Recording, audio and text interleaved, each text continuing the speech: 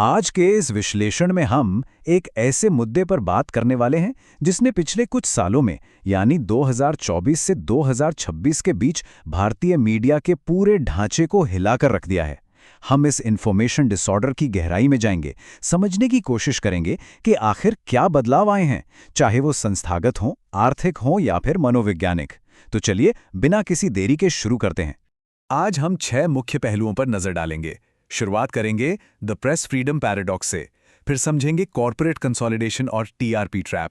उसके बाद बात होगी emotion and disinformation, the regulatory vacuum और आखिर में इसके सोशोलॉजिकल फॉलआउट की।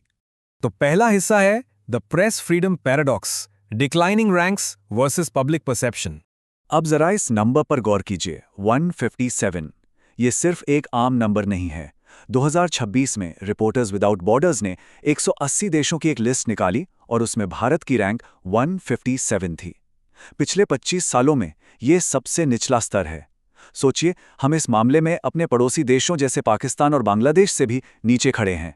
ये साफ दिखाता है कि ग्राउंड पर पत्रकारों के लिए माहौल कितना कठिन हो चुका है। लेकिन यहीं पर एक सबसे बड़ा विरोधाभास यानी पैराडॉक्स निकल कर आता है। एक तरफ तो आंकड़े ये बता रहे हैं, पर दूसरी तरफ 2025 के प्यू रिसर्च सर्वे के मुताबिक 80% लोगों को आज भी लगता है कि मीडिया पूरी तरह या कम से कम कुछ हद तक सरकारी हस्तक्षेप से आज़ाद है। अब सवाल ये उठता है कि अंतर्राष्ट्रीय आंकड़ों और जनता की इस सोच के बीच इतना बड़ा फासला आखिर क्यों है?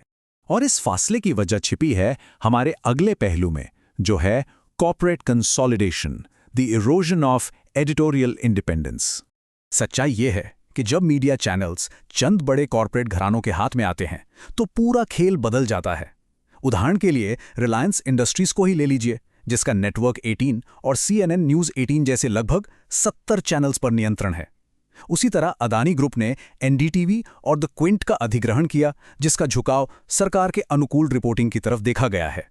या फिर SL ग्रुप, जो जी न्यूज़ और वायोन के जरिए बहुसंख्यक राष्ट्रवादी नैरेटिव्स को आगे बढ़ाता है। अब ऐसी स्थिति में होता क्या है? जब मार्केटिंग और कॉर्पोरेट वाले ही एडिटोरियल फैसले लेने लगेंगे तो ऑब्वियसली उन खबरों को दबा दिया जाएगा जो उनके व्यापारिक हितों के खिलाफ हों। निष्पक्षता तो वहीं खत्म हो जाती है। और इससे हम पहुंचते हैं द TRP ट्रैप पर, the economics of sensational TV. आखिर ये टीवी न्यूज़ चलती कैसे है? ये पूरा एक आर्थिक चक्कर है। सबसे पहला स्टेप, चैनल्स पूरी तरह से विज्ञापन के पैसों पर निर्भर होते हैं। पैसा चाहिए तो व्यूज़ चाहिए, और व्यूज़ के लिए वो क्या करते हैं? सेंसेशनल यानी सनसनीखेज कंटेंट को प्राथमिकता देते हैं। इस चक्कर में स्वास्थ्य या जलवायु परिवर्तन जैसे असली मुद्दे गायब हो जाते हैं। उनकी जगह ले लेता है थिएटर ऑफ अग्रेशन, जहां न्यूज़ कम और तेज आवाज़ें, भड़कीले आक्रामक ग्राफिक्स ज्यादा होते हैं, बस दर्शकों की निगाहों को बांध कर रखने के लिए। यही थिएटर ऑफ अग्रेशन जन्म देता है हमारे चौथे पहलू को, emotion and disinformation, weaponising information. अगर हम इमोशनल अकाउंटेबिलिटी इंडेक्स यानी EAI के डेटा को देखें तो सच में चौंकाने वाली बातें सामने आती हैं। नेशनल टीवी न्यूज़ का स्कोर यहां सबसे ज्यादा है, 0.72। इसका सीधा सा मतलब यह है कि वहां तथ्यों पर नहीं बल्कि डर और गुस्से जैसी भावनाओं पर खेलकर कंटेंट बेचा जा रहा है। वहीं दूसरी तरफ रीजनल न्यूज़पेपर्स और इंडिपेंडेंट डिजिटल पोर्टल्स का स्कोर काफी कम है, जिसका मतलब है उनमें अभी भी तर्कसंगत बातें हो रही हैं। तो नेशनल टीवी दरअसल बौद्धिक चर्चा से बचने के लिए बस इमोशंस का सहारा ले रहा है। और इस इमोशन से खेलने का नतीजा क्या होता है? मई 2025 के भारत-पाकिस्तान संकट के दौरान हमने इसका सबसे भयानक रूप देखा। ये कोई हवाई बातें नहीं है, बल्कि प्रॉपर्ली डॉक्यूमेंट किया गया है। जी न्यूज़ ने दावा किया कि इस्लामाबाद पर कब्जा हो गया है। इंडिया टीवी ने बताया कि INS विक्रांत ने कराची पोर्ट को तबाह कर दिया। और हद तो तब हो गई जब ABP आनंदा ने फिलाडेल्फिया के एक प्लेन क्रैश का पुराना वीडियो उठाकर उसे कराची हमले के नाम से चला दिया। ये कोई छोटी मोटी गलतफहमी नहीं थी। एक्सपर्ट्स ने इसको सीधे तौर पर इंफॉर्मेशन वॉरफेयर का नाम दिया। चैनल्स अपने ही लोगों को गुमराह कर रहे थे। पर क्या ये झूठ सिर्फ टीवी तक सीमित है? बिल्कुल नहीं। डिजिटल दुनिया की स्थिति और भी गंभीर है। भारत में आज व्हाट्सएप के लगभग 53 करोड़ यूजर्स हैं और यहाँ एक अजीब सा फॉरवर्ड कल्चर बन गया है, जहाँ बिना सोचे समझे, बिना फैक्ट चेक किए मैसेजेस आगे बढ़ा दिए जाते हैं। ऊपर से ये एल्गोरिथमिक एको चेम्बर्स, लोग इंटरनेट पर बस वही देख रहे हैं जो उनकी पहले की सोच से मेल खाता है। सोचिए, एक स्टडी बताती है कि 65% लोग सिर्फ उन्हीं व्हाट्सएप ग्रुप्स में बात करते हैं जिनकी सोच उनसे मिलती जुलती है। इसका मतलब नए विचारों या अलग दृष्टिकोण के लिए तो जगह ही नहीं बची। और जब ऐसी चीजें होती हैं तो इसका सीधा असर हमारे चुनावों पर पड़ता है। 2024-25 के आंकड़े देखें तो पेड न्यूज की शिकायतें बढ़कर 290 तक पहुंच गईं। विज्ञापनों को इस तरह से डिजाइन किया गया जैसे वो कोई बड़ी इन्वेस्टिगेटिव रिपोर्ट हो, बस इसलिए ताकि चुनावी खर्चे की तय सीमा से बचा जा सके। इसी दौरान वोटर रोल्स में हेराफेरी और डुप्लीकेट वोटर्स जैसे विवाद भी सामने आए, जिसने आम जनता का इलेक्शन कमीशन जैसी मजबूत संस्था से भी विश्वास डगमगा दिया। ऐसे में एक सवाल उठता है कि आखिर इन सब पर किसी की नजर क्यों नहीं है? और यही है हमारा अगला विषय, the regulatory vacuum, a failure of institutional oversight. एक बहुत बड़ा कानूनी खालीपन है हमारे सिस्टम में। अगर हम ध्यान से देखें तो एक तरफ हमारे पास प्रेस काउंसिल ऑफ इंडिया है, जो एक संवैधानिक निकाय तो है, पर उसके पास किसी को सजा देने की ताकत ही नहीं है। ये बस नैतिक दबाव डाल सकता है। दूसरी तरफ एनबीटीएसए है। ये मीडिया इंडस्ट्री का खुद का बनाया हुआ एक निकाय है, पर यह भी सिर्फ अपने सदस्यों पर ही जुर्माना लगा सकता है। तो रिजल्ट क्या निकला? रिजल्ट ये है कि देश के आधे से ज्यादा टीवी चैनल्स बिना किसी रोक-टोक, बिना किसी रेगुलेटरी निगरानी के मजे से अपना काम कर रहे हैं।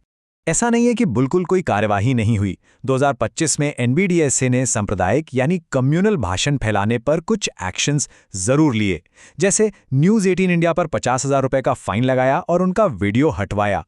जी न्यूज़ को एक फॉर्मल वार्निंग दी गई। अक्टूबर 2025 में टाइम्स नाउ का भी कुछ डिजिटल कंटेंट हटवाया गया। लेकिन आलोचना करने वाले सही सवाल उठाते हैं कि भाई जब तक ये एक्शंस लिए जाते हैं तब तक तो नुकसान हो चुका होता है। इनमें उतनी ताकत नहीं है कि ऐसी चीजों को आगे होने से परमानेंटली रोका जा सके। और रेगुलेटरी चेंजेस की इस बहस में 2024 का ब्रॉडकास्टिंग सर्विसेज बिल एक नया मोड़ लाया। इस कानून ने यूट्यूब और डिजिटल क्रिएटर्स को भी उन्हीं ट्रेडिशनल टीवी ब्रॉडकास्टर्स की लाइन में लाकर खड़ा कर दिया है। मतलब अब उन पर भी वही कड़े सरकारी नियम और लगभग सेंसरशिप जैसी पाबंदियां लागू हो सकती हैं। पैरोकारों की चिंता यह है कि इससे डिजिटल स्पेस में जो थोड़ी बहुत स्वतंत्र पत्रकारिता और अलग विचार बचे थे, वो भी खत्म हो जाएंगे। आखिर में आते हैं इस पूरे मुद्दे के सबसे गंभीर हिस्से पर, sociological fallout, the erosion of shared reality. इस छूट और नफरत के पूरे इकोसिस्टम ने समाज को दो तरह से तोड़ा है। पहला है संस्थागत स्तर पर। आज लोगों का न्यायपालिका, आर्थिक आंकड़ों और चुनावी निष्पक्षता जैसे बड़े इंस्टीट्यूशन से आहिस्ता आहिस्ता भरोसा उठता जा रहा है। दूसरा नुकसान है मनोवैज्ञानिक स्तर पर। डर का माहौल, नागरिकों की उदासीनता और कम्युनिटीज के बीच का आपस का भाईचारा टूटना, ये सब आज आम हो गया है। जब इंसान को दिन भर चारों तरफ से अलग अलग और विरोधाभासी जानकारी मिलती है तो वो थक कर आखिरकार इन सभी लोकतांत्रिक प्रक्रियाओं से ही अपना मुंह मोड़ लेता है। तो इस पूरे विश्लेषण का निष्कर्ष क्या निकला?